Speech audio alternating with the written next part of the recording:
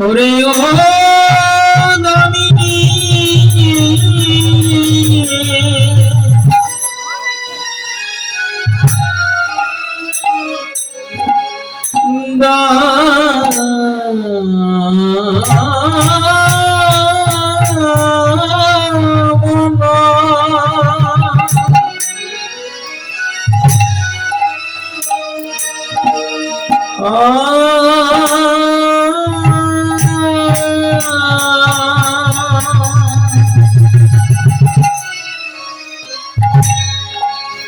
কিবা গমন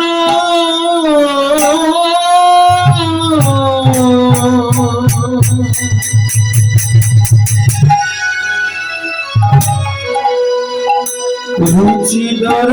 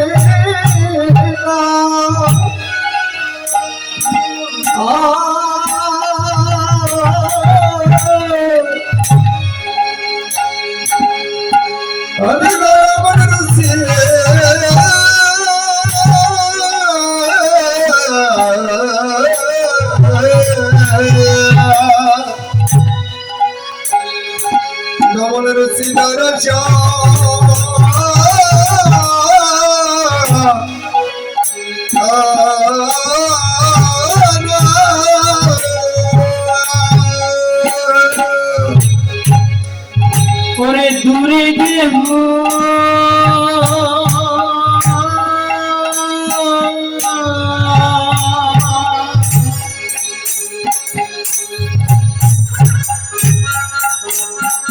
ওরে দূরে গেব তোর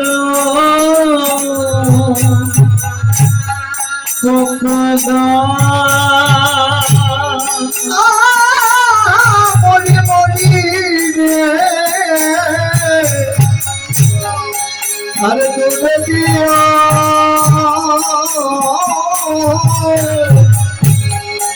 দাদা পপদা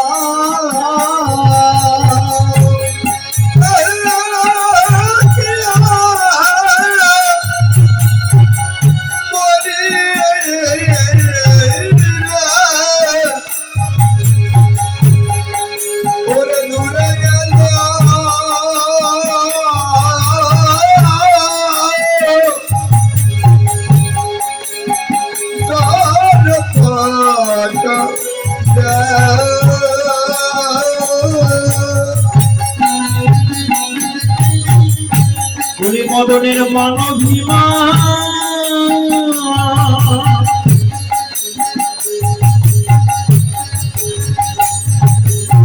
ওরে দূরে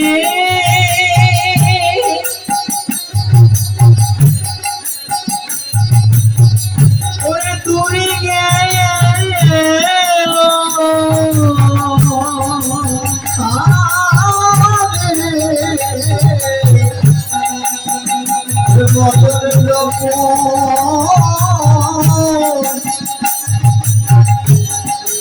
দূরে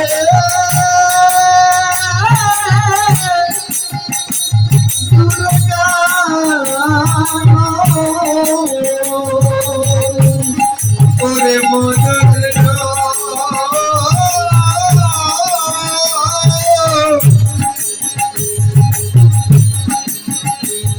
ওরে দূরে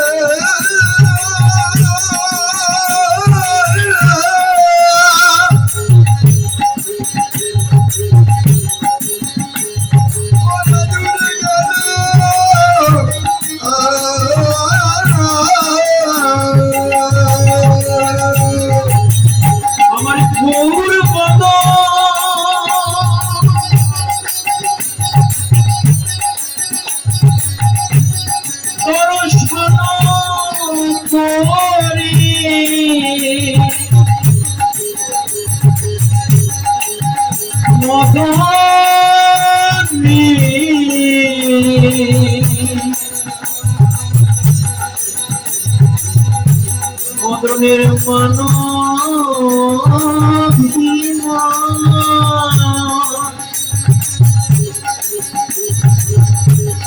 ওরে দূরে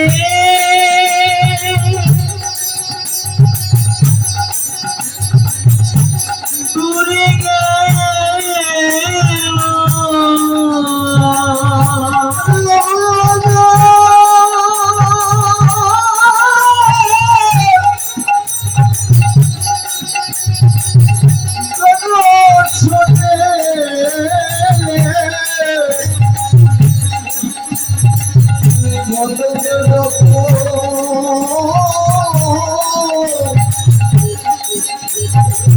দূরে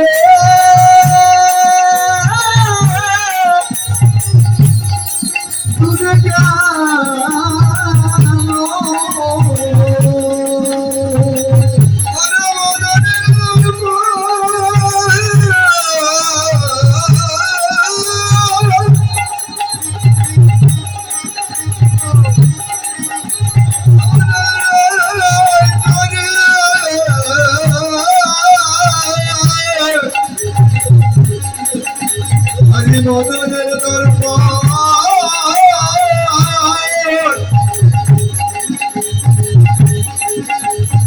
ওরে দূরে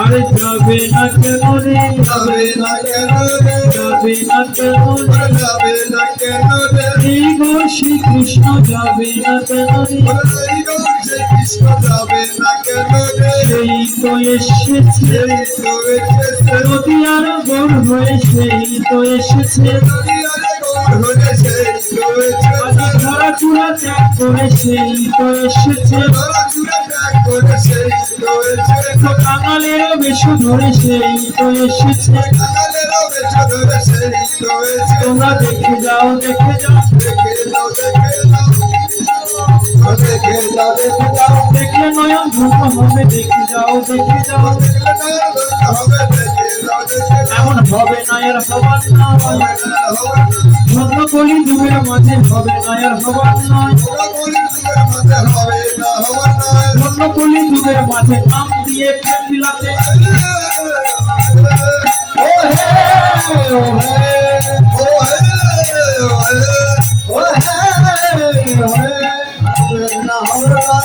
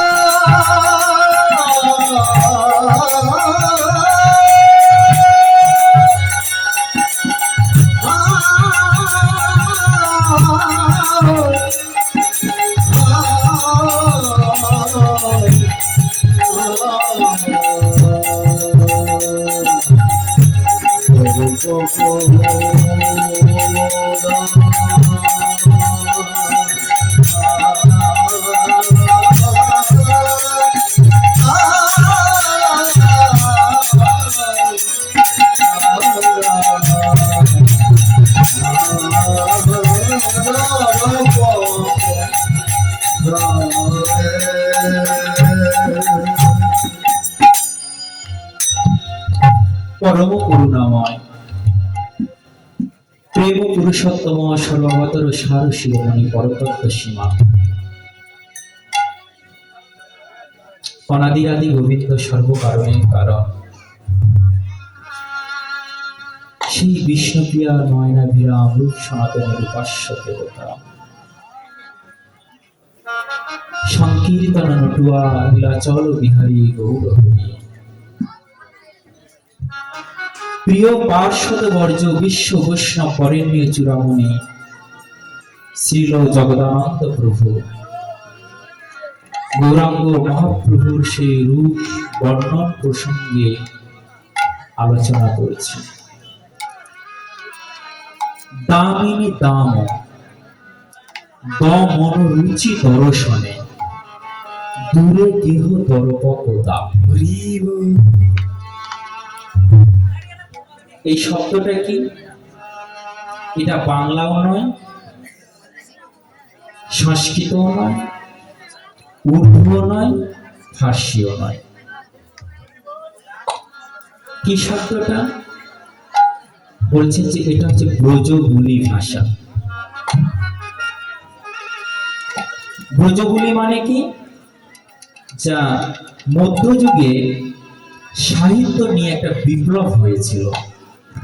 আপনারা যারা ইতিহাস জানেন তারা জানেন, সাহিত্য বিপ্লব নামে পরিচিত। সেখানে কিছু কিছু ব্রাহ্মণরা কুসংস্কার দিয়েছিলেন যে একমাত্র ব্রাহ্মণ সমাজ ব্যতীত সংস্কৃত উচ্চারণ করার কারো অধিকার নাই।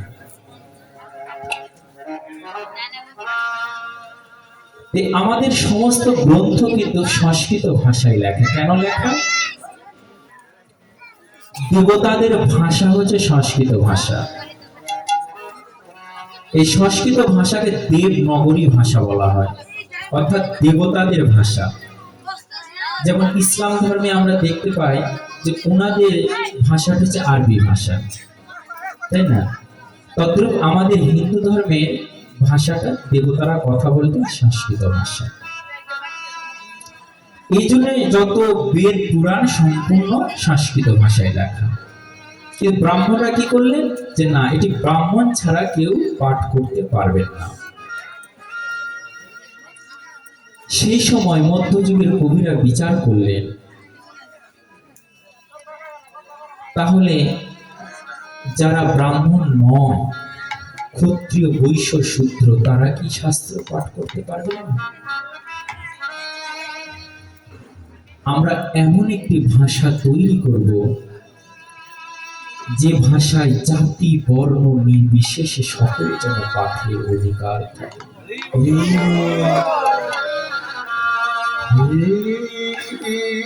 তাই করলেন কি, সমস্ত ভাষা একত্রিত করলেন। কিছু সংস্কৃত নিলে, কিছু হিন্দি নিলে, কিছু বাংলা নিলে, কিছু উর্দু নিলে, সমস্ত ভাষা নিয়ে একটি নতুন ভাষা তৈরি করলেন, যার নাম হচ্ছে ব্রজবুলি ভাষা।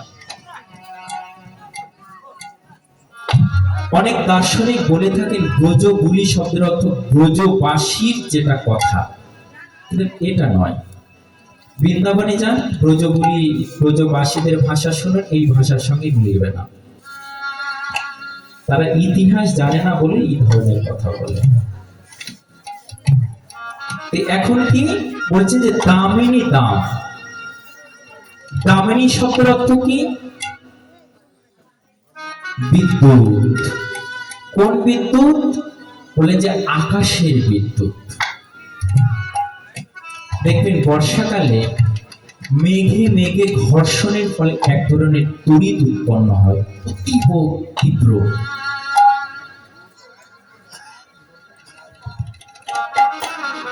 দাম শব্দের অর্থ রজ্জু বা দড়ি। বিদ্যুতের দড়ি। বিদ্যুতের কি দড়ি হয়? দড়ি হয় না। তাহলে যেখানে বললেন মহাজন কি ভুল লিখেছেন? ভুল লেখেন নাই। বলছেন যে যারা সাহিত্য নিয়ে পড়াশোনা করেছেন তারা জানেন যে অলংকার, কবিরা অলংকার প্রকাশ করতে মাঝে মাঝে কিছু কল্পনা করেন। যেমন ওই যে যখন মেঘে মেঘে ঘর্ষণের ফলে বিদ্যুৎ তৈরি হয় না, তখন দেখবেন আঁকানো বাঁকানো একটা আলোর ছটা দেখা যায়। ওই আঁকানো বাঁকানো আলোর ছটাকে একটা দড়ির সঙ্গে তুলনা করেছেন, বলেছেন দামিনী দাম, ওটা বিদ্যুতের দড়ি।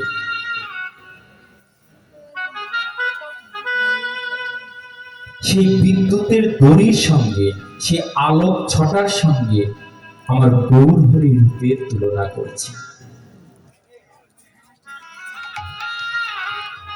কিন্তু কেউ যদি কোনো কথা বলে, তার বিপরীত কথা বলার জন্য একজন দাঁড়িয়ে থাকে, তাই থাকে না?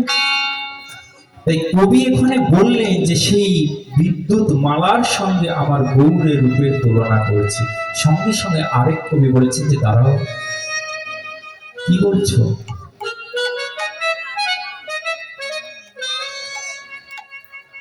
আমার গৌর রূপ শত শত চন্দ্রের আলোক জ্যোতি, শত শত সূর্য ওখানে পরাস্ত হয়ে যায়। হ্যাঁ, উজ্জ্বলতা মিল আছে বটে, কিন্তু ওই আকাশের বিদ্যুতে কারেন্ট থাকে।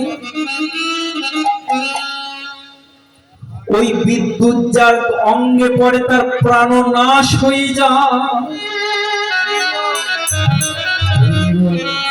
ওই আকাশের বিদ্যুৎ যদি কারো অঙ্গে পড়ে তার প্রাণ নাশ হয়ে যায়, সে কি আর বাঁচে?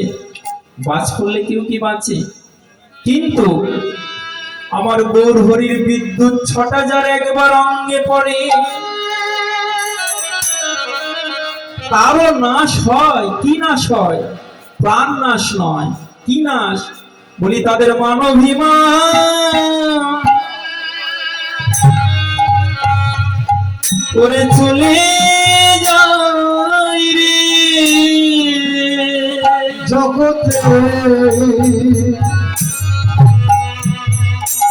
জগতে তার মানবিমান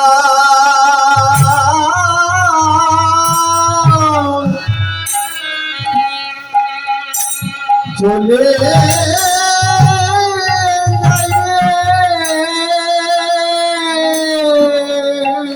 জগতে তার মানবিমান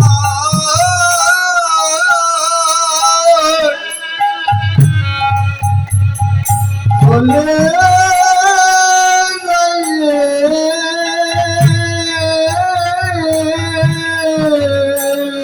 ওরে গৌর ছটা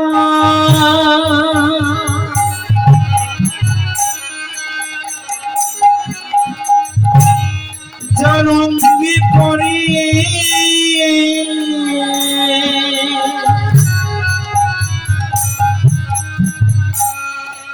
জগতে তাদের মানবিমান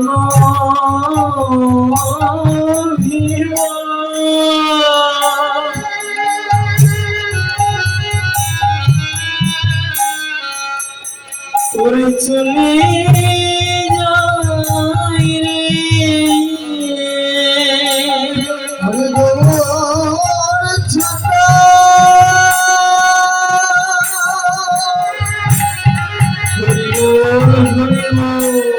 চোখে পড়ে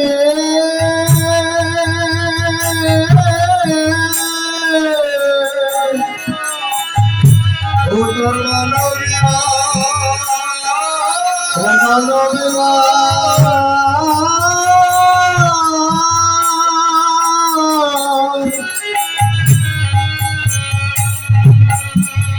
চলে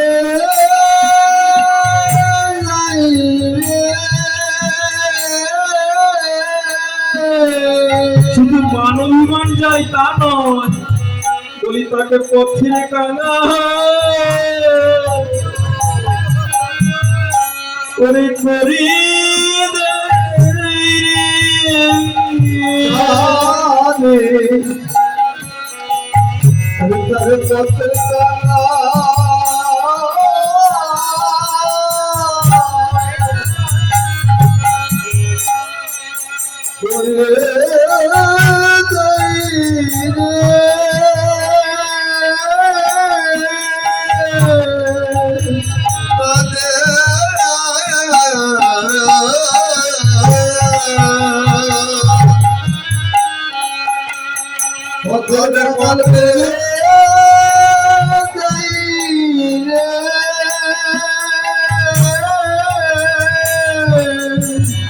তাকে রাখি নাইয়া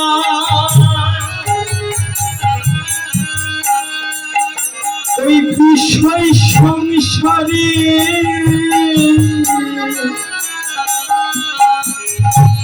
তাকে পথের কানা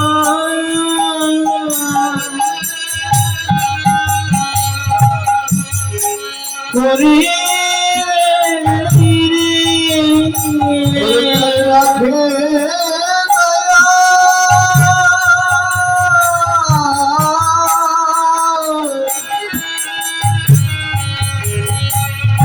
বিষয় সংসারে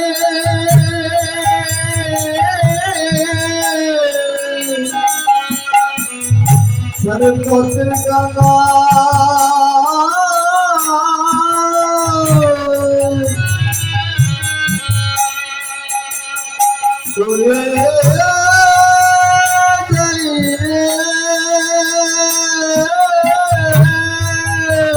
যখন পথের কাঙাল করে দেয় তখন তার অবস্থা হয় কি জানো?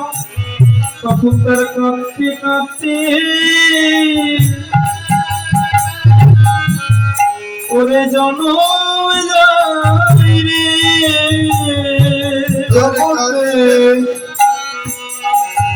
জগৎ তার কাঁদিতে কাঁদিতে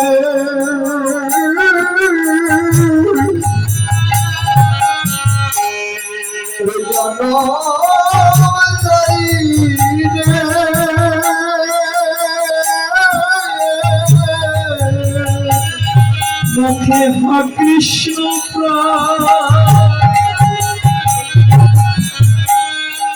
কৃষ্ণ বলে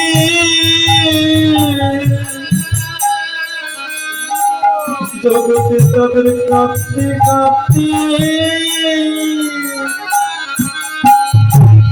ওরে জনম যায় রে কৃষ্ণ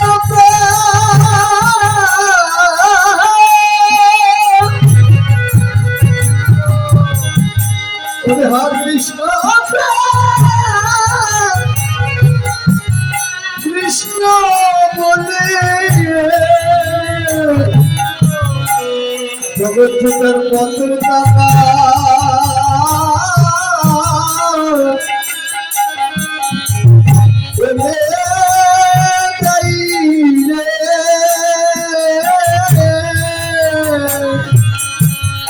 পথের কাঙাল সবাই হতে পারে না বাবা। কাঙালির ঠাকুর গৌরহরির কৃপা ব্যতীত কেউ কাঙাল হতে পারে না। এই কাঙাল হওয়া যে বড় কঠিন বাবা।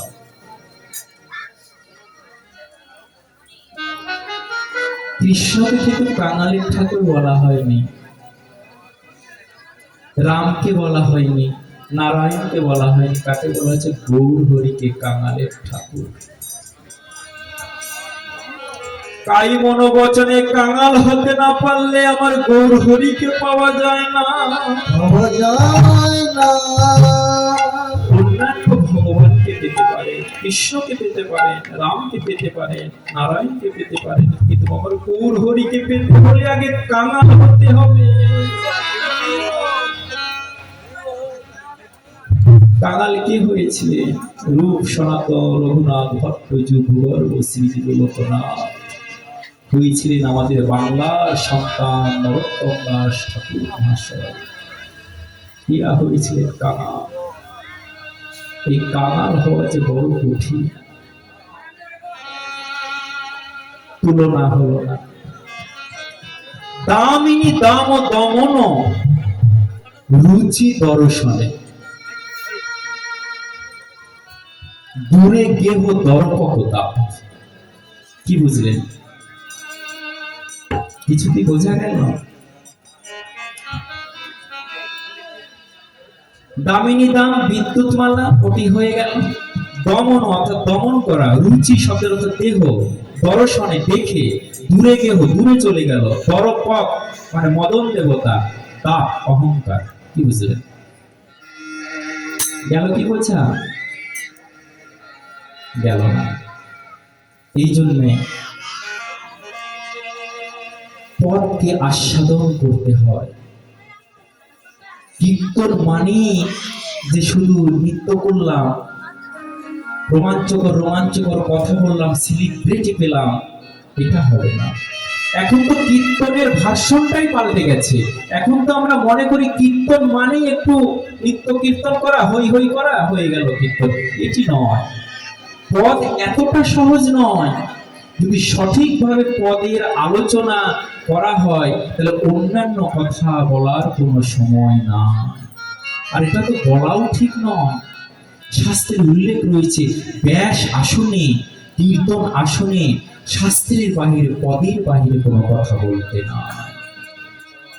এই জন্য উপযুক্ত কীর্তনিয়ার দ্বারা, উপযুক্ত বক্তার দ্বারা এই পাঠ কীর্তন আস্বাদন করতে হয়। শাস্ত্রে উল্লেখ রয়েছে যে বৈষ্ণবের মুখ থেকে কীর্তন শ্রবণ করলে তবেই সেই কীর্তনের মাহাত্ম্য আস্বাদন করা যায়। অবৈষ্ণবের মুখ থেকে কীর্তন শুনলে সেটি কালাতি কৃষ্ণ কথারই সমান হয়ে যায়। এখন যদি কেউ বললেন যে বাবা সে তো কৃষ্ণ কথাই বলছে, অকল্যাণ কি? বলছে যে হ্যাঁ আছে। কি? দুগ্ধ সর্বদাই বলবর্ধন পুষ্টিকর। কিন্তু ওই দুধে যদি কোনো সর্পের মুখ যায় তাহলে কি সে দুধটা বিষে পরিণত হয়ে যায়। তাই বিশ্ব কথা, হরি কথা যদি কোনো অবৈষ্ণবের মুখ থেকে শ্রবণ করা হয় তাতে ভক্তির উদয় হয় না, কামের জাগ্রত হয়। হরি কথা কৃষ্ণ কথা শুনে যদি হৃদয়ে ভক্তির উদয় না হয় তাহলে জানবে যে সে হরি কথা কৃষ্ণ কথা শুনে কোনো লাভ হয়।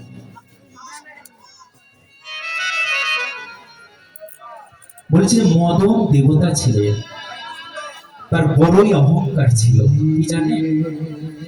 যে আমার মতন রূপবান আর জগতে কেউ না।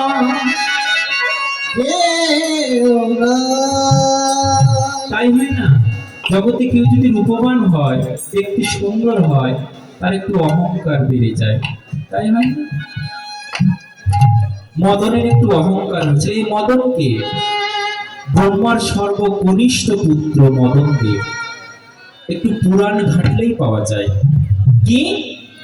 ব্রহ্মা সমস্ত সৃষ্টি করলেন, সর্বশেষে সৃষ্টি করলেন মদন দেবতা। দেখবেন বাবা মার সবচাইতে বেশি ভালোবাসা থাকে ছোট ছেলে বা মেয়ের উপরে, তাই না? বলে পেট মোছা ছেলে, তার উপরে অনেক স্নেহ থাকে, ভালোবাসা থাকে। তাই ব্রহ্মা সে মদন দেবের উপরে অনেক ভালোবাসা। কি বললেন? মদন দেব বলছেন যে পিতা তুমি তো সকল সন্তানকে সকল কিছু দিয়েছো, আমাকে কি কিছু দিবে না? আমাকে কিছু দিবে না? ব্রহ্মা বলেছেন যে দেখো আমি তো সকলকে সকল কিছু দিয়ে দিয়েছি, তবে আমার কাছে একটা জিনিস আছে। সেটি কি? বলে যে কাম ধনু। এই কাম ধনু এটি রয়েছে, যাকে পুষ্প ধনু বলা হয়। এই একটি আছে, কিন্তু এটি তুমি রক্ষা করতে পারবে? মদনদেব বলছে যে কেন, তোমার পুত্রের উপরে কোনো বিশ্বাস নাই? হ্যাঁ আছে। তবে এই ধনুকের বৈশিষ্ট্য আমি তোমাকে বলি কি, এই ধনুক যার দিকে নিক্ষেপ করবে তৎক্ষণাৎ সে কামে মোহিত হয়ে যাবে। মদনদেব এখন চিন্তা করলেন, আচ্ছা একটা জিনিস পেয়েছি। প্রথম বাণ তুলে উনি নিক্ষেপ, পরীক্ষা করতে হবে তো, একটা জিনিস পেলে তাকে পরীক্ষা করতে হবে না। প্রথম বাণ উনি নিক্ষেপ করলেন মর্তে। যখন মর্তে নিক্ষেপ করলেন, মর্তের যত জীব সবাই কামে মোহিত হয়ে গেল। দ্বিতীয় তীর নিক্ষেপ করলেন ঊর্ধ্বলোকে। ঊর্ধ্বলোকে যত দেবতাগণ ছিল তারা কামে মত্ত হয়ে গেল।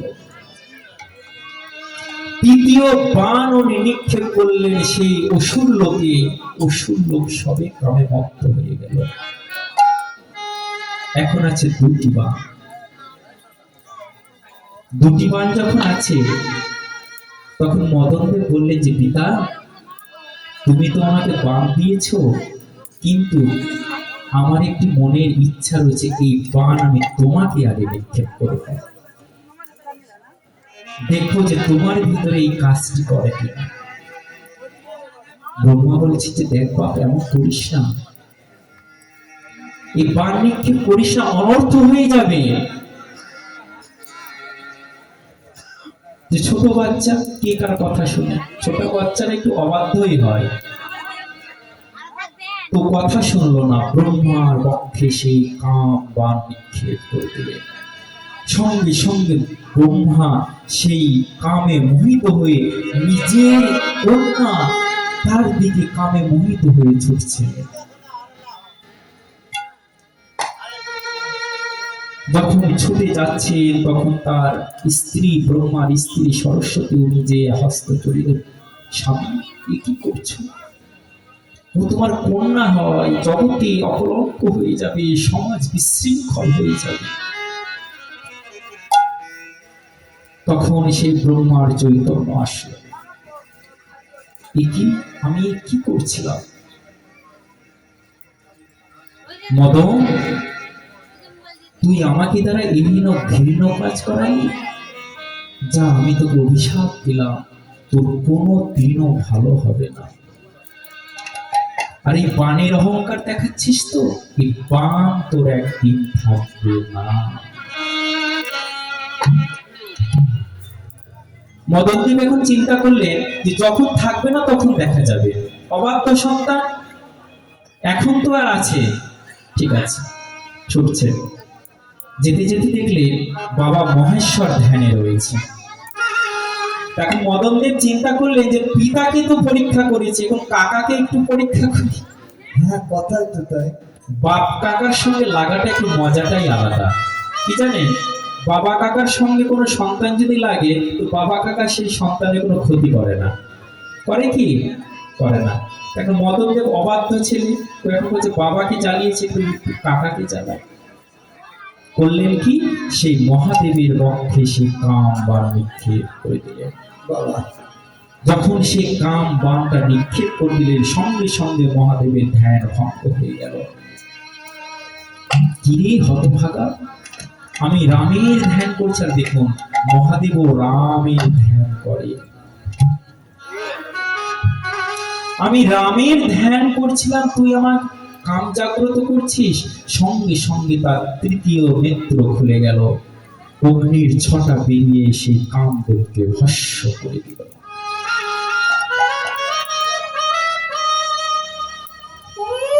যখন তার দেহ ভস্ম হয়ে গেল, শুধু আত্মা রয়েছে। আমাদের সনাতন ধর্মে রয়েছে আত্মা মরে না, আত্মার জন্ম নাই, আত্মা পড়ে না, আত্মা ভেজে না, আত্মাকে ধরা যায় না। গীতায় আত্মা ঘুরছে কিন্তু দেহ নাই। সেইখানে তার নাম হলো অনঙ্গ। নিরঙ্গ ইতি অনঙ্গ।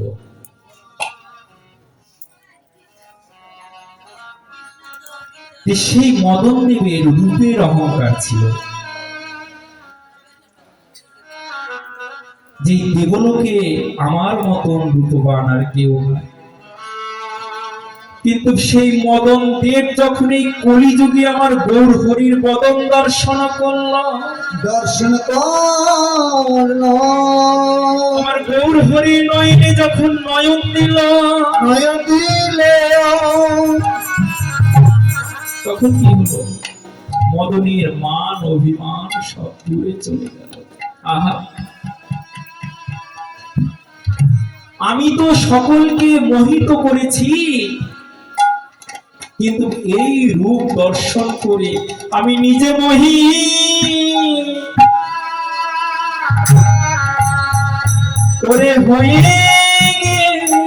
গেছি।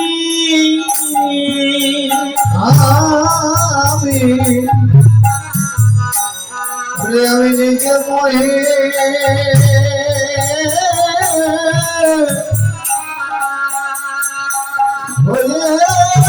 গেছি। আমি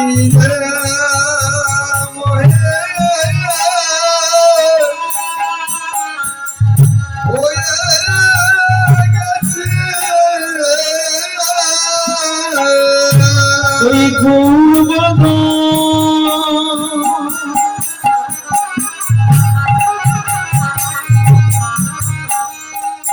দর্শন করি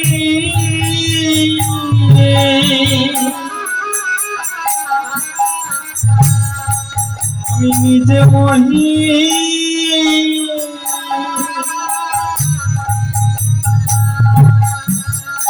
ওরে হয়ে গেছি।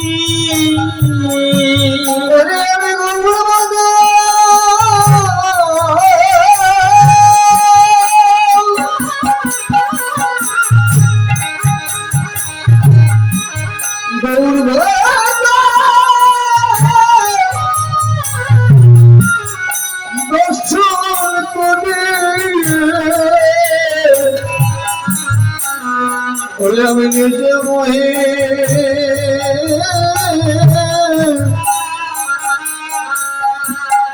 হয়ে গেছি।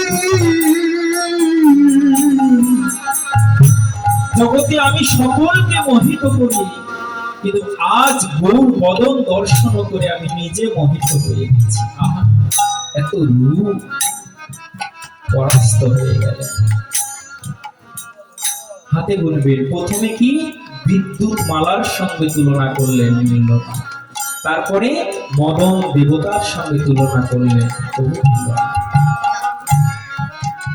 কত কবি বলেছেন যে দাঁড়াও আরো আছে কি, এবারে শোনো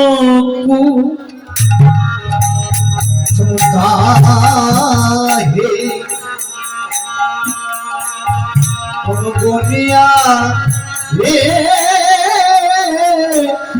আরে শোন কোশো ও গনিয়া রে শোন কোশো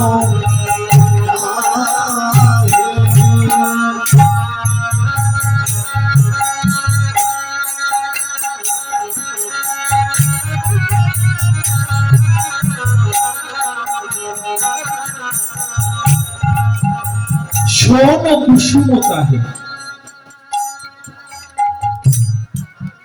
শোন কুসুম শব্দের অর্থ,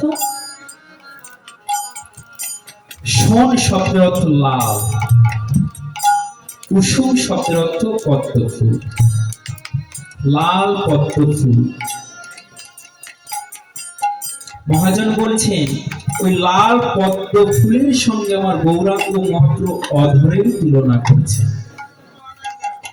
যে আমার গৌরাঙ্গ মহাপ্রভু অধর যেন লাল কুসুমের মতো। কিন্তু মহাজনগণ আরেক পাশে দাঁড়িয়ে থেকে বলছেন, ওগো জগতের কুসুম সেই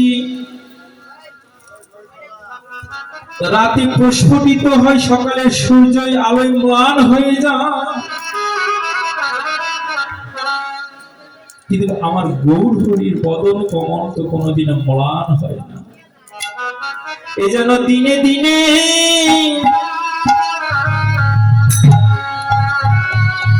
উজ্জ্বল হয় সে দিনে দিনে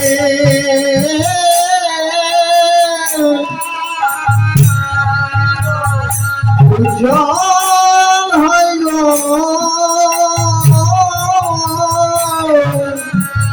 আমার গৌর হরি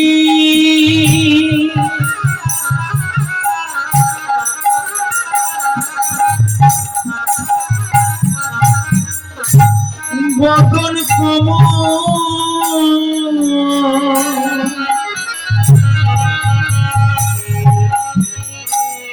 এ যেন দিনে দিনে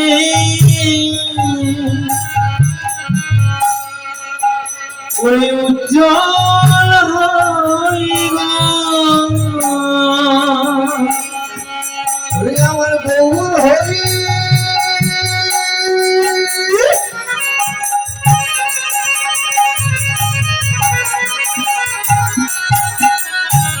ওরে বদন কমল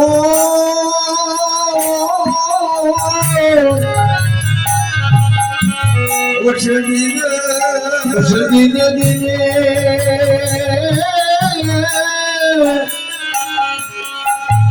উজ্জ্বল হয় গো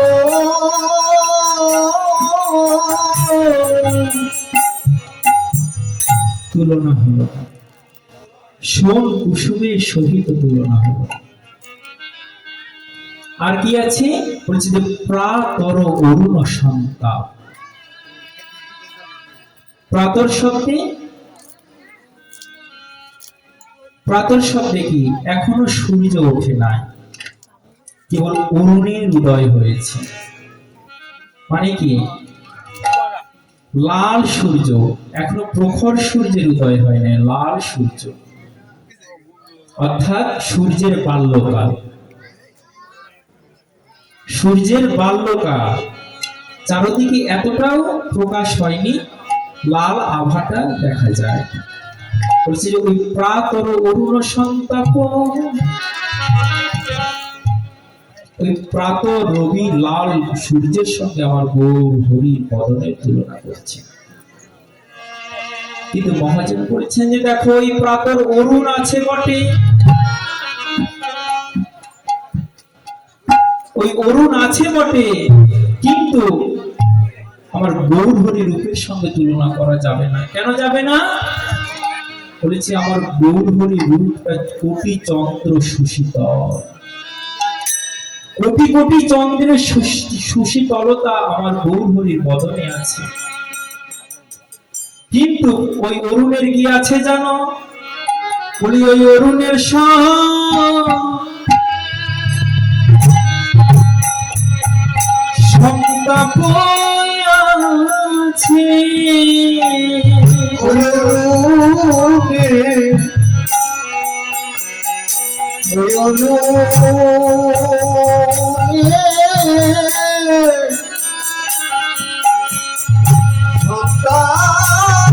আছে। আমার গৌর বদন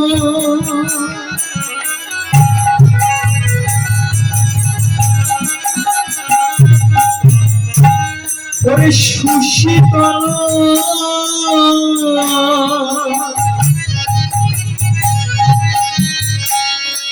ওই অরুণের সন্তাপ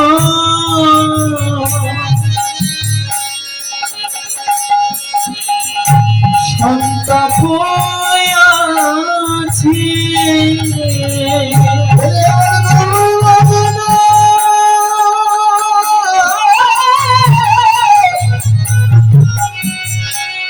সুশীতল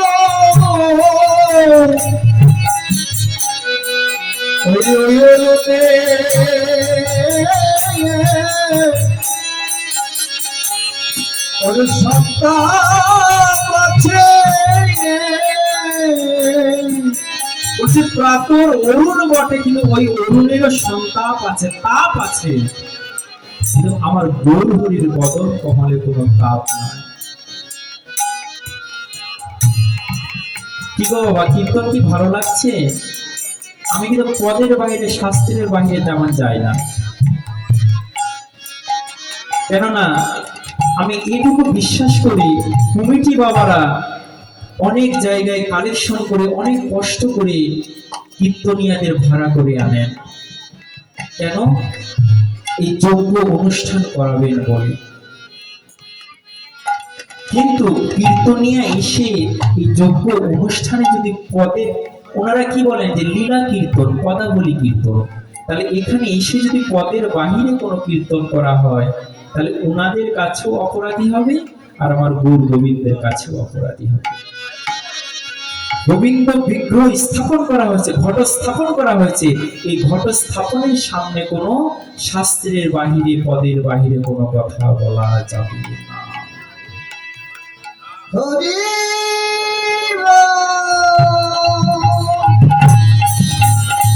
নিতাই হরি হরি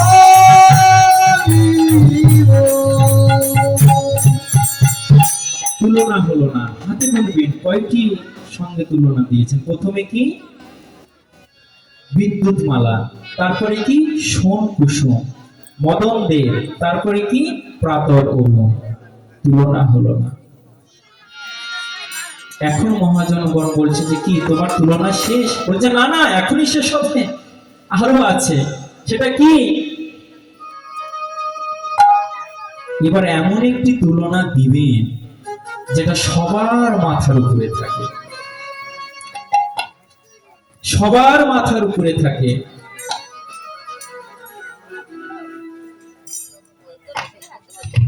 কি জানেন? এবারে হেরি সুধাকর মুরছিত তম,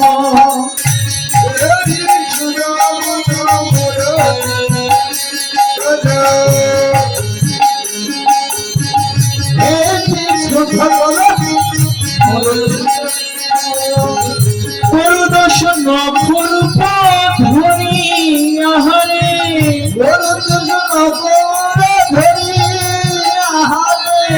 করুদর্শন ধরি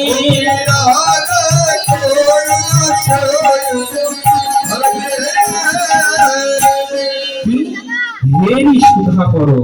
সুধাকর শব্দের অর্থ কি? কি বাবা? চাঁদ। সুধাকর কেন বলা হয়েছে? সুধা শব্দের অর্থ অমৃত। ওই চাঁদে নাকি অমৃত রয়েছে, এমনটা কবিরা কল্পনা করেছে। ওই যে যেমন নায়ক নায়িকারা যখন প্রেম করে তখন আবেগে বলে না যে চলো না যাই চাঁদের দেশে, বাঁধবো বাসর ঘর। কতখানি মিথ্যা কথা। চাঁদের দেশে কি যেতে পারবে সে বাসর ঘর করতে? কিন্তু আবেগে বলছি, কারণ প্রেমটাও মিথ্যা, কথাটাও মিথ্যা, আশাটাও মিথ্যা। হেরি সুধাকর মুরছি চরণতল। চাঁদের বড় অহংকার ছিল যে আমার মতন রূপবান আর কেউ নাই, এতটাই অহংকার। আর হবে না, ওই চন্দ্র দেবতা এতটাই সুন্দর ছিলেন না যে সকল দেবতাদের স্ত্রীগণ ওই চন্দ্রদেবকে দেখে মোহিত হয়ে যেতেন। জগতে সকল দেবতার স্ত্রীগণ ছিলেন ওই চন্দ্রদেবকে দেখে মোহিত হয়ে যেতেন। দক্ষ রাজার 17টি কন্যা, একটি হচ্ছেন পার্বতী, তাকে মহাদেব গ্রহণ করলেন, আর 16টি কন্যা একসঙ্গে বিয়ে করলেন এই চন্দ্রদেব। ইতিহাস দেখুন। এখন ইন্দ্র দেবতা বড়ই তো কুটিল। ইন্দ্র কিন্তু খুব কুটিল দেবতা। উনি এখন চিন্তা করলেন যে এইভাবে যদি চন্দ্রদেব ঘুরে বেড়ায়, আমাদের সকলেই গৃহীত স্ত্রী রয়েছে, তাকে দেখে তো মোহিত হয়ে যাবে। এমন একটি বুদ্ধি বের করতে হবে যাতে এই চন্দ্রদেব যেন আমাদের স্ত্রীদের কিছু করতে না পারে।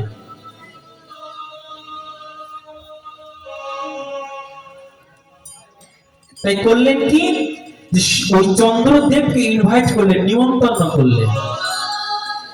করলেন কি, সমস্ত দেবতা গণের স্ত্রীগণকে ডাকলেন। ডেকে কি বললেন যে ভাই তুমি তো অনেক সুন্দর, তাই আমাদের স্ত্রীদের মনে একটা বাসনা হয়েছে তোমার হস্তে রাখি বাঁধবে। এখন চন্দ্রদেব চিন্তা করলেন যে বাবা এত স্ত্রীগণকে আমি দেখতে পাবো, এটা তো পরম সৌভাগ্য। উনি আর বুঝতে পারেননি যে রাখি শব্দের অর্থ কি, এটা উনার মনে নাই। উনি চন্দ্রদেব বসেছে, দেবতাগণের স্ত্রী একে একে এসে হাতে রাখি বাঁধছে আর কপালে ফোঁটা দিচ্ছে। যখন রাখি বাঁধছেন, ফোঁটা দিচ্ছে, তখন সম্বন্ধটা কি হয়ে গেল? কি গো মা? ভাই ফোঁটা, এই তো মনে পড়েছে। তখন সকল স্ত্রীগণ চন্দ্রদেবের বোন হয়ে গেলেন, ভাই হয়ে। চন্দ্রদেব সকলের ভাই হয়ে গেলেন। সকলে যখন ভাই হয়ে গেলেন, দেবতারা আমাদের কি হয়? পিতা সম। আর দেবতাগণের স্ত্রী হচ্ছে মাতা সম। মায়ের ভাই কি হয়? মামা হয়। এই জন্য জগতে সকলেই চাঁদকে মামা বলে ডাকে। জয় জয়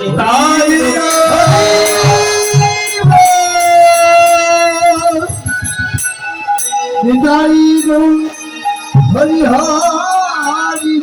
আমরা বলি চাঁদ মামা। চাঁদ মামা কেন হয়েছে? এই জন্য হয়েছে ইন্দ্রদেবের কুটিল সেই রাজনীতির ফলে চাঁদ মামা হয়ে গেলেন। সকলের মামা, আমারও মামা, সবার মামা। ও আচ্ছা আচ্ছা। তারপরে কি করলেন? ওই চাঁদের বড় অহংকার ছিল যে আমার মতো রূপবান আর জগতে কেউ নাই। কিন্তু ওই গগন মাঝ থেকে যখন আমার গৌর হরির বদনে নয়ন দিয়েছে,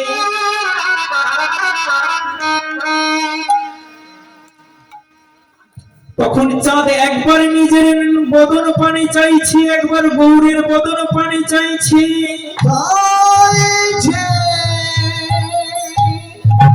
দেখছি আমি দুই, একটা চন্দ্র একটা সূর্যের আলোয় আলোকিত হয়েছি। চাঁদের কিন্তু কোনো নিজস্ব আলো নেই, সূর্যের আলোয় সে আলোকিত, ধার করা আলো। কিন্তু ওই গৌর হরির চন্দ্র যে বদন দেখা যায়, ও তো কোনো ধার করা আলো নয়, ও যেন অঙ্গ থেকে আলোক ছুটি বের হচ্ছে।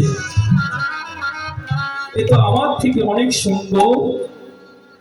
দেখবেন যখন জ্ঞানী লোকেরা, বুদ্ধিমানেরা, জ্ঞানীরা, সেই সুশিক্ষিত ব্যক্তিরা যখন হেরে যায়, তখন কিন্তু ওই যে তাকে হারিয়ে দেয় তার কাছে সে আত্মসমর্পণ করে দেয়।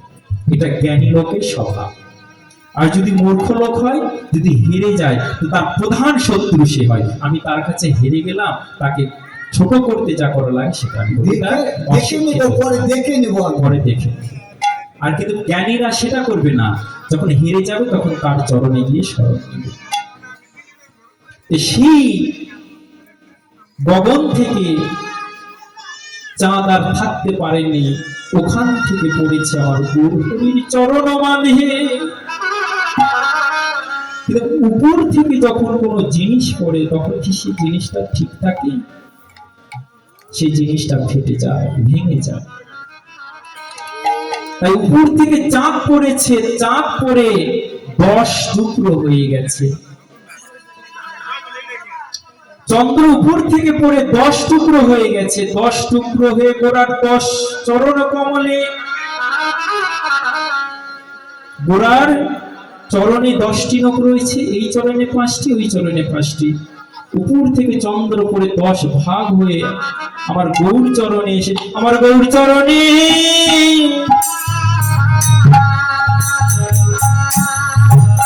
ওরে শরণ নিল,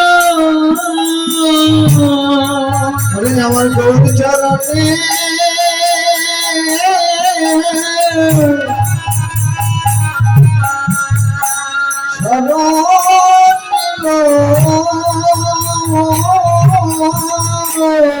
কেবল গৌর তোমার,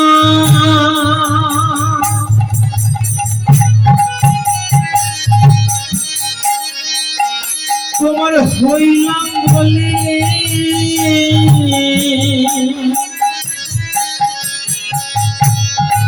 চন্দ্র গৌর চরণে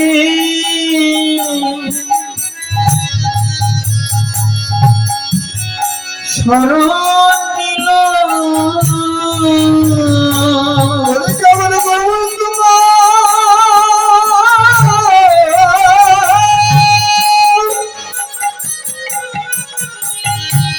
ওরে তুলতে হলো বলে বহু বহু চরণে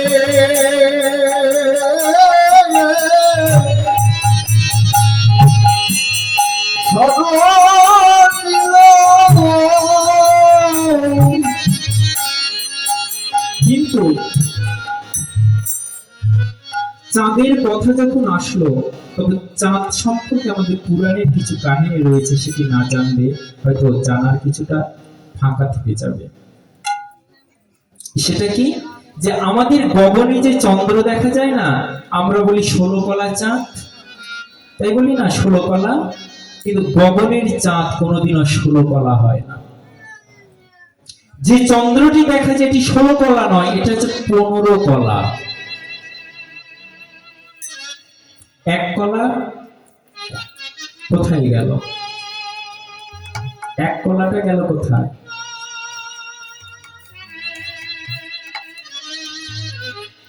এটি তো রহস্য। পুরাণে উল্লেখ রয়েছে যে চন্দ্র দেবতা স্ত্রী লোভী ছিলেন। কি করলেন? যে দেবতাদের গুরুদেব বৃহস্পতি সেই স্ত্রীর দিকে তিনি লোভ দিয়েছিলেন, গুরু পত্নীর দিকে। দেখুন কতটা উনি নিচু কার্য করেছেন। নিজের গুরুদেবের স্ত্রীর দিকে উনি কামক দৃষ্টিতে দর্শন করেছিলেন, পরে ওনাকে হরণ করেছিলেন। তখন গুরুদেব বৃহস্পতি তাকে অভিশাপ দিয়েছিলেন যে আজ যে রূপ যৌবনের ফলে তুই অন্যের স্ত্রীকে মর্যাদা লঙ্ঘন করছিস, আমি তোকে অভিশাপ দিলাম, তুই দিনে দিনে ক্ষয় হয়ে যাবি।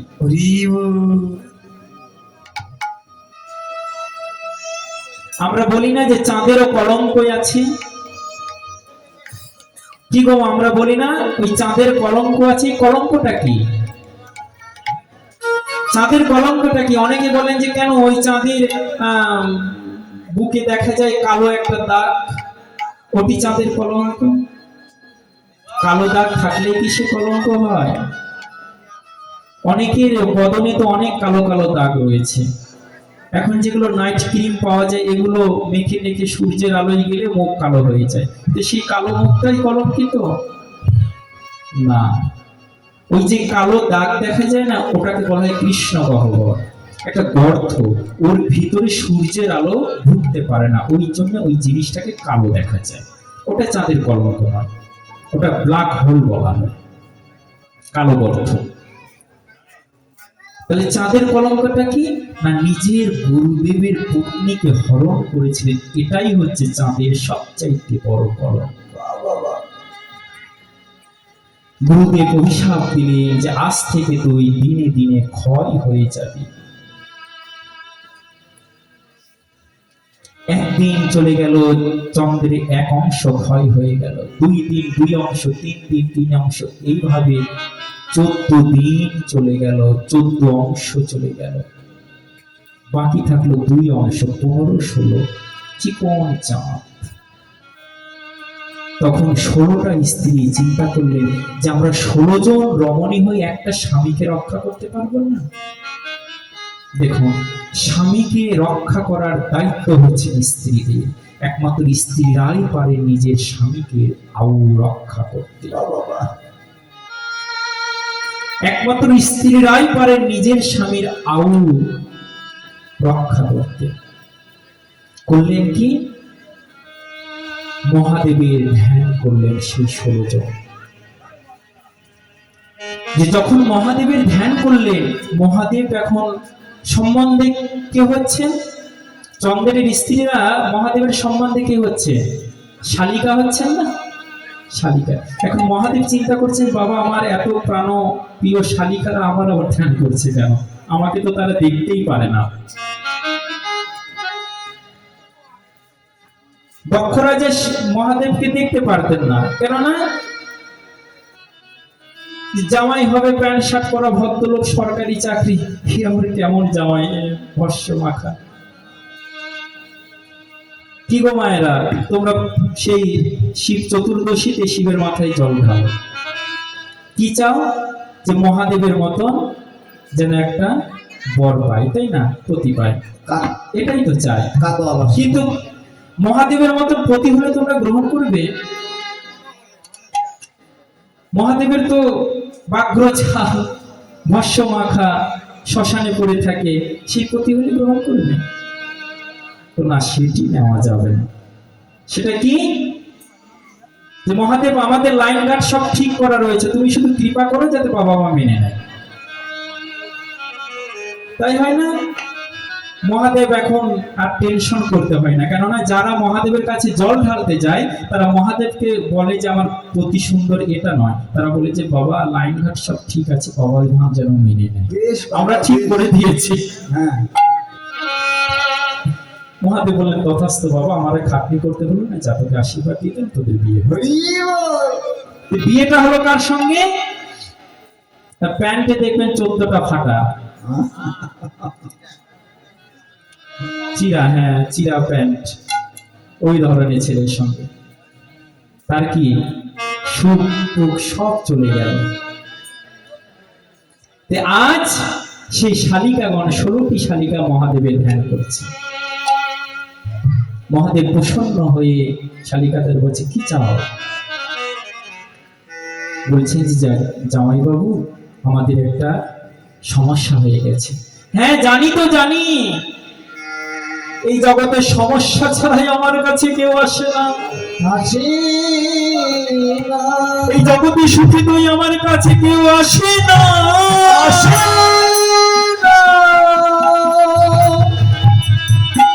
আমার কাছ থেকে সুখ পেয়ে কখন আমাকে ভুলে যা,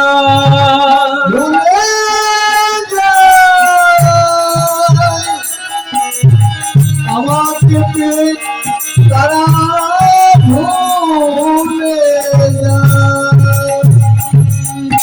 মহাদেবের কাছ থেকে আশীর্বাদ নিয়ে বর পেয়ে মহাদেবকে ভুলে যায়। কেননা মহাদেবের আরেক নাম হচ্ছে কি জানেন? আশুতোষ, অল্পতেই সন্তুষ্ট। অন্যান্য দেবতাকে সন্তুষ্ট করতে অনেক কাঠখড়ি পোড়াতে হয়, কিন্তু মহাদেবকে সন্তুষ্ট করতে কোনো কাঠখড়ি পোড়াতে হয় না। কি? গঙ্গা জল আর বিল্লপত্র, এটুকু হলেই মহাদেব খুশি হয়ে যায়, আর কিছুই লাগে না। অল্পতেই সন্তুষ্ট। উনি যখন কাউকে দান করেন তখন বিচার করেন না, কোনো কার্পণ্য রাখেন না, যে যা চাই তাকে দিয়ে দেন। একদিন ভস্মাসুর মহাদেবকে ধ্যান করে, মহাদেবকে সন্তুষ্ট করে মহাদেবের কাছে বর চেয়েছে যে আমাকে অমর করে দাও। মহাদেব বলছে যে দেখো জগতে তো কাউকে অমর করা যায় না, তুমি অন্য বর চাও। ঠিক আছে, আমাকে এই বর দাও যাতে এই হস্ত যার মাথায় রাখবো সে যেন ভস্ম হয়ে যায়। মহাদেব বললেন তথাস্তু, যাও তুমি এই হস্ত যার মাথায় রাখবে সে ভস্ম হয়ে যাবে। এখন সেই অসুরের চোখ পড়েছিল আবার পার্বতীর দিকে। যখন পার্বতীর দিকে চোখ পড়েছে তখন সঙ্গে সঙ্গে তার মাথায় একটা বুদ্ধি আসলো, কি আমি যদি মহাদেবকে ভস্ম করে দিই তাহলে তো পার্বতী আমার। বললেন কি যে আচ্ছা মহাদেব, তুমি যে আমাকে বর দিয়েছো এখন এটাকে পরীক্ষা করতে হবে, এটা সত্য কি মিথ্যা। হ্যাঁ তুমি করো। তো বলছি আগে আপনার মাথায় হাত দিব। মহাদেব তখন খেলাই পড়ে গেলেন যে বাবা আমার থেকে বর নিয়ে আমাকেই এখন, আমারই প্রাণ এখন যাই যায়। এইভাবে মহাদেব ওর কথা শুনেই দৌড় দিয়েছে, পিছনে পিছনে ভস্মাসুর দৌড়াচ্ছে, দুজনে দৌড়। সকল দেবতাগণ আশ্চর্যিত হয়ে গেছে, এ কি দেখো ভোলা কাকে বলে, নিজের ভক্তকে বর দিয়ে নিজে এখন সংকটে করে ছুটছে।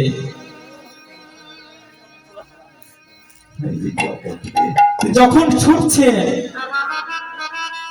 দেখুন, আমরা বলি না যে কেউ কেউ দেবতার ভক্ত হয়ে ভগবানকে ভুলে যায়, কিন্তু ওই দেবতারাও যখন সর্বশেষ হয়ে যায় তখন আবার ভগবানের চরণে স্মরণ। মহাদেব যখন দেখছেন আমার কোনো কুল আর নাই, আমার বাঁচার কোনো আর পথ নাই, তখন কৃষ্ণকে দেখে বলছেন, হে কৃষ্ণ করুণাময় সিন্ধু, করুণাময়ী সিন্ধু দীনবন্ধু জগৎপতি, জগৎপথে গোপেশ্ব গোপিকা কান্ত, রাধাকান্ত নমস্তুতে।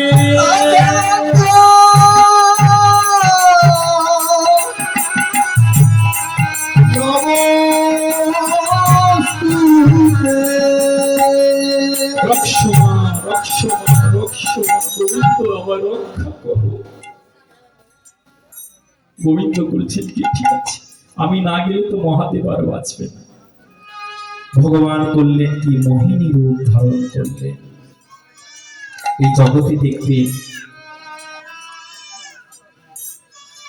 মানুষ কি, দেবতা কি, মুনি কি, ঋষি কি, সকলের দৃষ্টি আকর্ষণের জন্য মোহিনী রূপ উনি সৃষ্টি করেছেন, নারী দেহ।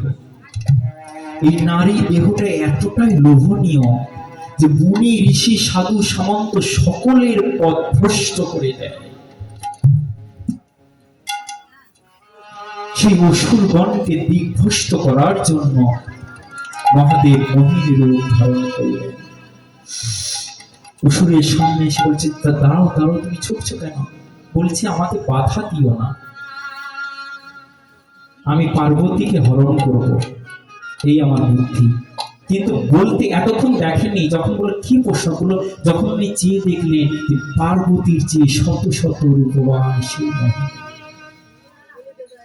মত পাল্টে গেল, পার্বতীকে ভুলে গেল, মোহিনীর প্রেমে পড়ে গেল। যখন মোহিনীর প্রেমে পড়ে গেছে, তখন এই যে যাকে ভালোবাসা যায় তার কাছে একদম বোকা বনে যায় মানুষ। তুমি যেটা বলবে সেটাই। চালাক মানুষও বোকা হয়ে যায়, হয় না? দেখবেন উকিল থাকুন, আর্মি থাকুন, বিডিআর থাকুন, যেই থাকুন, বাইরে আপনার শাসন, ঘরে যেই আসবে আপনার উপরে একজন শাসনকর্তা রয়েছে। সেটা কি? হ্যাঁ, ওই যে স্ত্রী। বাবা, আপনার কি হয় নাকি?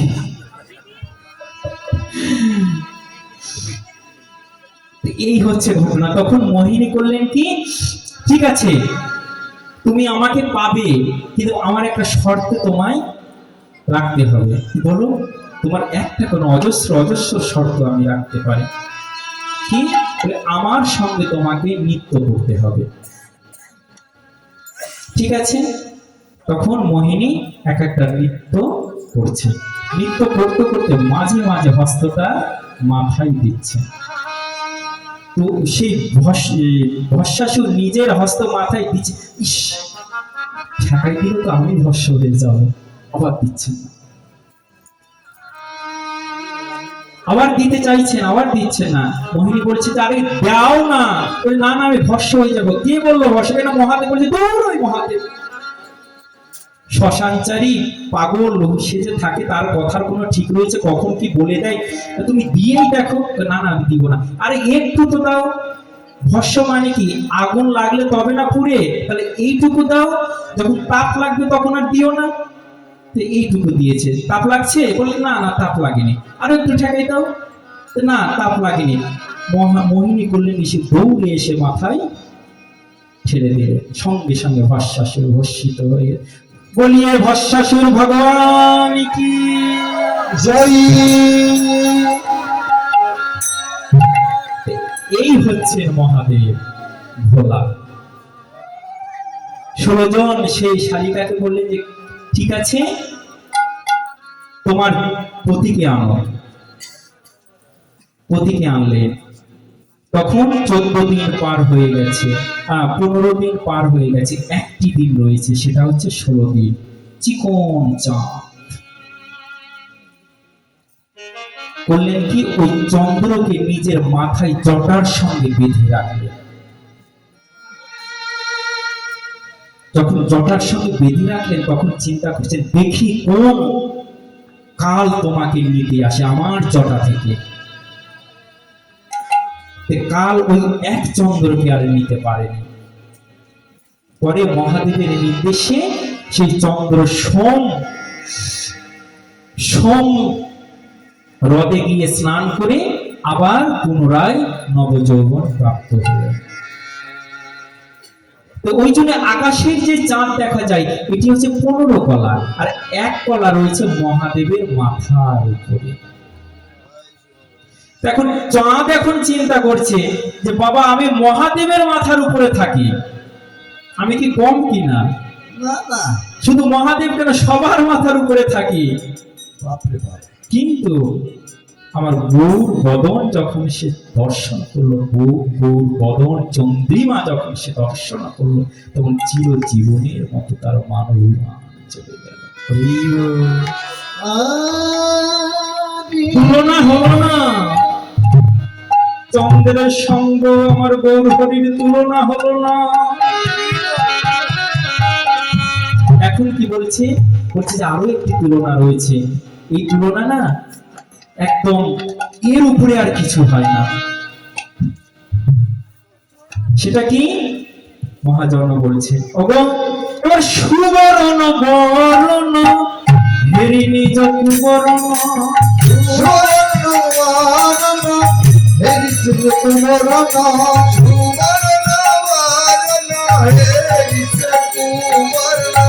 মানিয়া বন মনস্তাপে আহারে, মানিয়া বন মনস্তাপে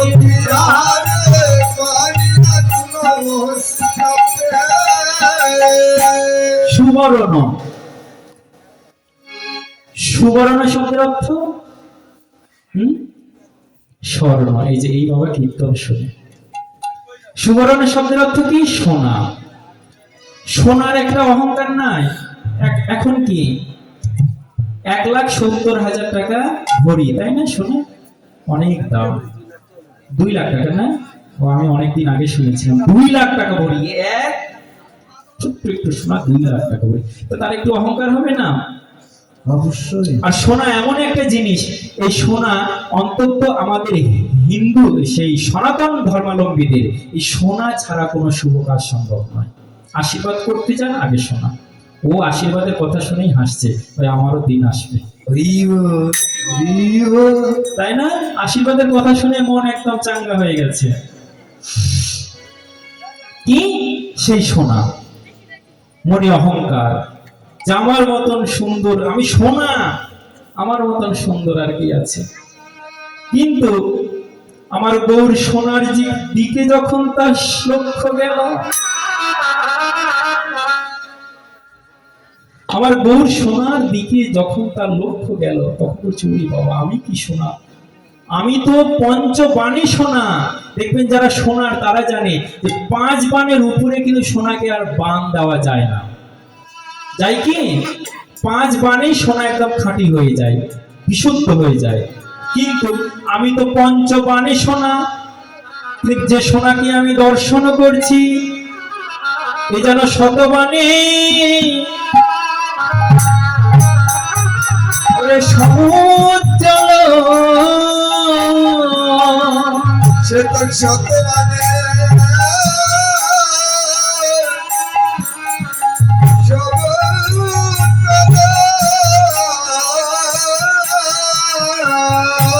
আমি পঞ্চবাণী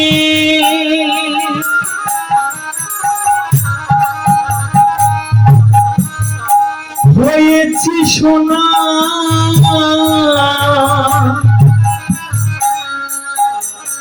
এই যে শতবাণী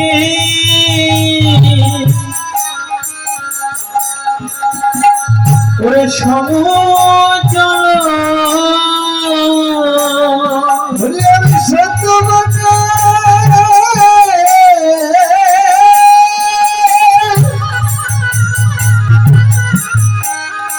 ওরে সত্য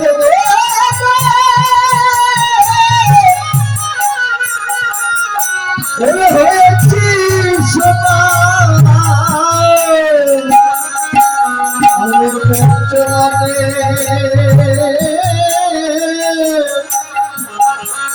ওরে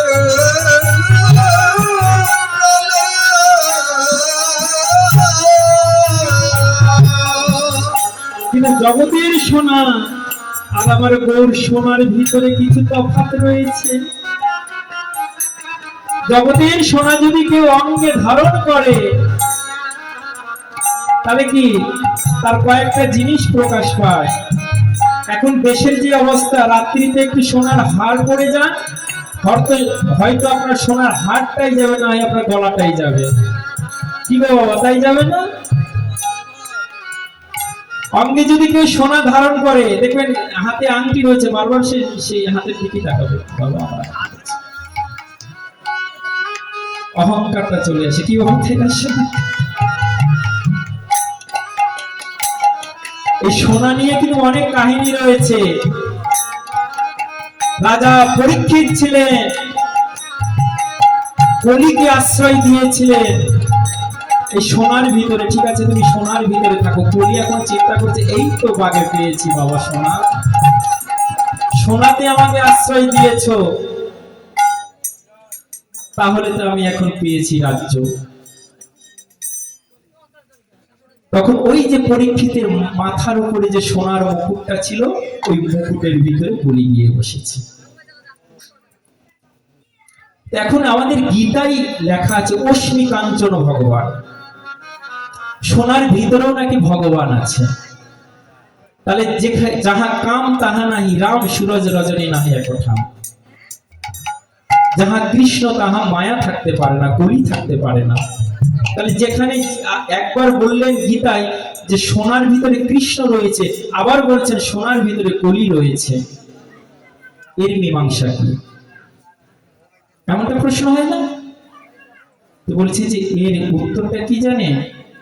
যেটা বৈধ সোনা, যেটা বৈধ সোনা, সেই সোনার ভিতরে আমার ভগবানের বাস। আর যেটা অবৈধ রোজগারের সোনা, সেই সোনাতে কলির বাস। পরীক্ষিতের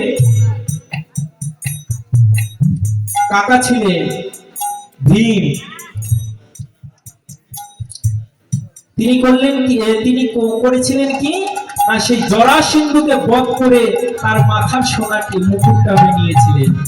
জরাসন্ধ ভালো মানুষ ছিলেন না, সমস্ত রাজাগণকে হত্যা করে করে ওই সোনাটি উপার্জন করেছিলেন, অবৈধ সোনা। এই জন্য পরীক্ষিতের মাথার উপরে উনি প্রবেশ করেছিলেন। তো বলছে যেগুলো অবৈধ সোনা সেগুলোতে কলির বাস, আর যেটা বৈধ সেই সোনাতে কৃষ্ণের বাস। কিন্তু সোনার আমার গৌর সোনার কাছে দাঁড়াতে পারলেন না। যখন দাঁড়াতে পারলেন না, তখন কি করছেন, যে যখন আমি গৌরের চরণে দাঁড়াতে পারলাম না, তখন এই দেহ আমি রাখবো না, এবারে নিজ তনু জারি ভর সম সম করাইতে,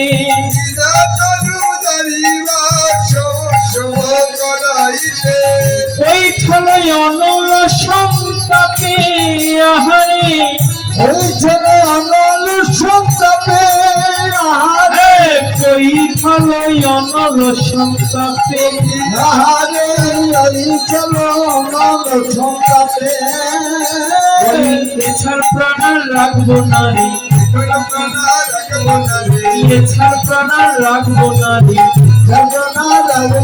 আমি অনল মাঝে প্রবেশ করবো, এছাড় প্রাণ রাখবো না রে।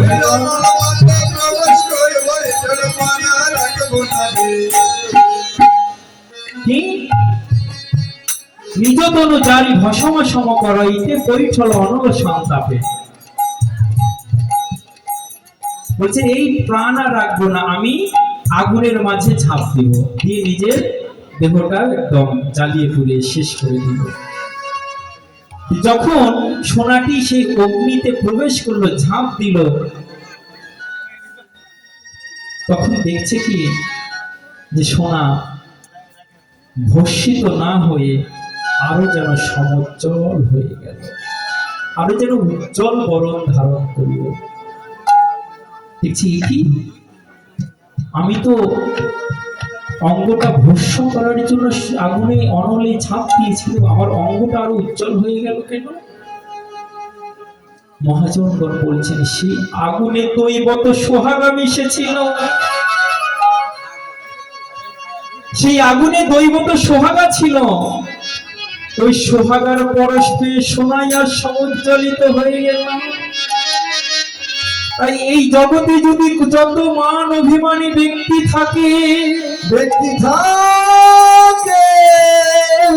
আমার গৌর সোহাগার যদি কারো পরশ একবার হয়ে যায়,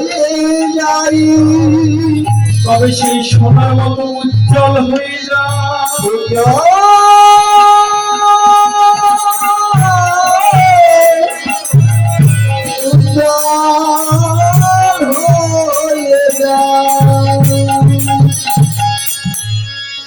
দেখো গৌরহরি কি করেছেন জানেন?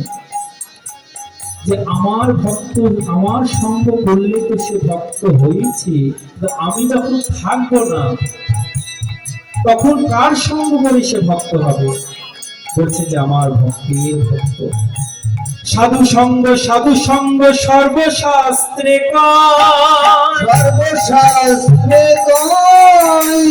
লবে মাত্র সাধু সঙ্গ,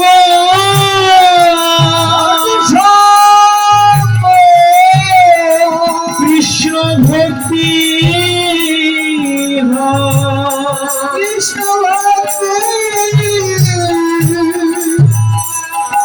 কৃষ্ণ ভক্তি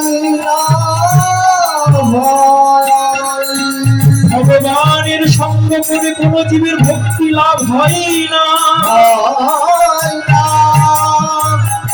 ভক্তের সঙ্গ করলে ভক্তির ভক্তি লাভ হয়। প্রমাণ কোথায়? প্রমাণ দিয়েছেন সেই কাপড় যুগে ভগবান শ্রীকৃষ্ণের সঙ্গ দুর্যোধন করেছে, পঞ্চ পাণ্ডব করেছে, প্রেম উনি কাউকে দেননি, ভক্ত কাউকে করেন। তাই বলছেন যে কৃষ্ণের সঙ্গ করলেও যে সে ভক্ত হবে এমনটা নয়। যদি কেউ ভক্ত হতে চাও তাহলে কি করবে জানো? বলি আগে ধরো ওরে ভক্তের চরণ,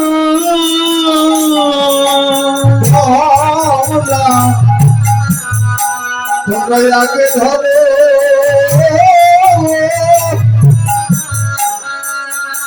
ভক্তের চরণ, তোমরা আগে ধরো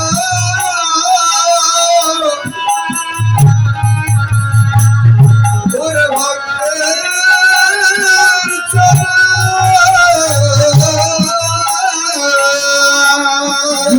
ভক্তি ধন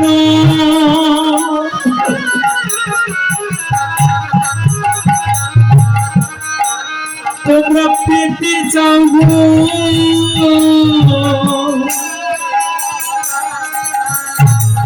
তোমরা ধরো সবে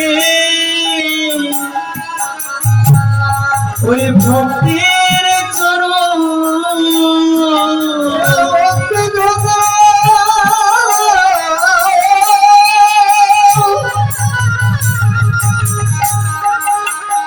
ভক্তি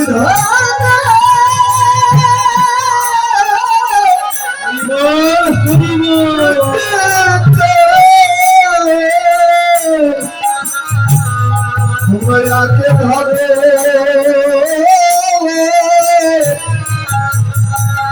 ভক্তের তোমাদের সকল বিপদ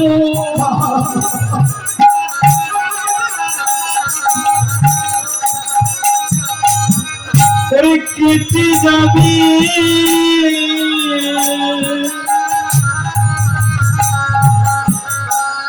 তোরা ধরো সবে ওরে ভক্তির চরণ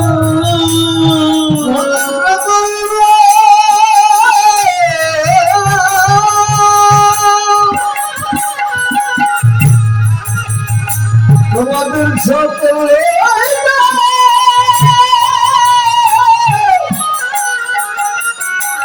কেটে যাবে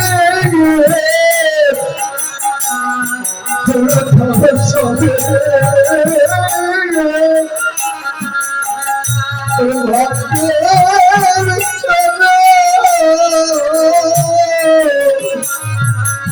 তারা খন্ডাই রেখো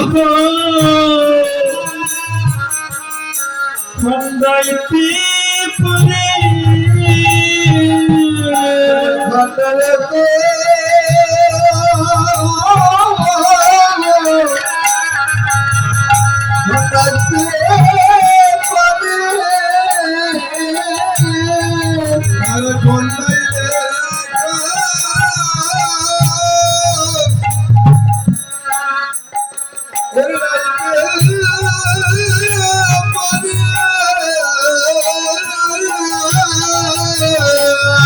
কৃতক জানা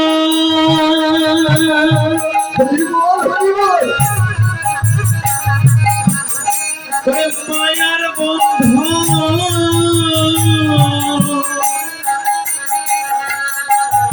তোরা খন্ডাইলে গাইতে পারে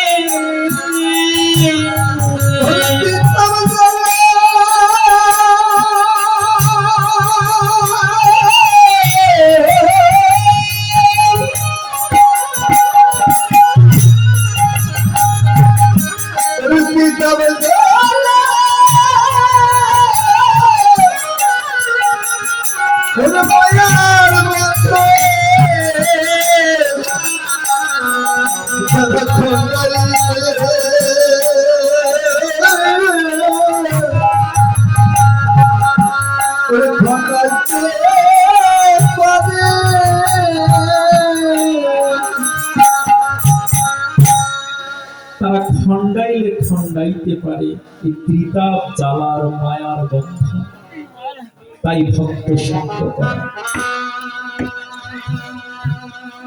তুলনা হলো না